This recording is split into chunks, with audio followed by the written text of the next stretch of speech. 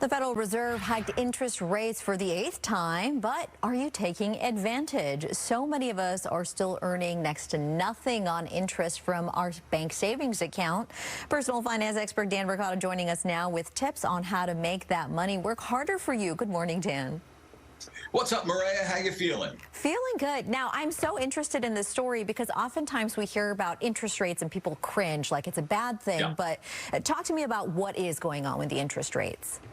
I'm glad you said that because you and I have done a lot of reporting on this so far this year and last year. Federal Reserve has raised interest rates now 8 times, and we've done a lot of reporting around how that's costing consumers a lot of money, and it is. But we haven't done enough reporting, I think, on how we can profit from this, how you and I can actually take advantage of this. But unfortunately, too many consumers are not profiting from the Fed's moves.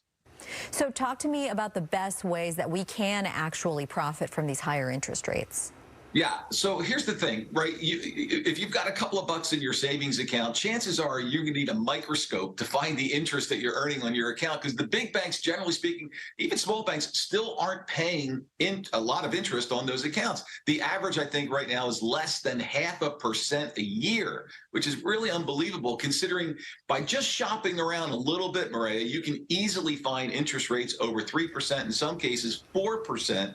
On FDIC insured accounts where you can earn more on your savings. And look, Dan, I understand why people are comfortable with these brick and mortar banks and keeping everything together, but talk to me about what they need to be doing and where they need to be looking if they want those high interest accounts.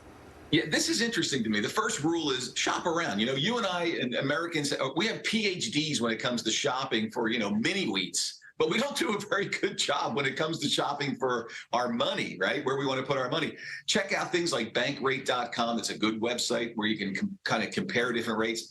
And as you said, consider these online banks. There's lots of them out there. They're FDIC insured. I can tell you from experience, I've used one with good result. You do give up certain things, right? There's no drive-through, for example. There's no human being that you're going to see down on Main Street. But in exchange for giving up those access points, you do earn that extra interest.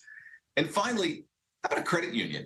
I'm a big fan of credit unions around the country, and a lot of them do a really nice job for their members by providing them more interest than you would find, for example, at perhaps your local bank.